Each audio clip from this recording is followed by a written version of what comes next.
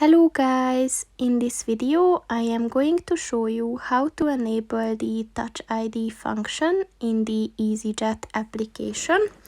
But first I just want to mention, don't forget to subscribe to my channel, because at 10,000 subscribers I am going to show you my whole YouTube revenue statistics and growth strategy, as well as how to make money online. Let's jump into it. First of all, open the application on your phone. And then click on the three lines at the top of the page on the right. And in order to enable Touch ID, look for that section and just click on the white circle next to it.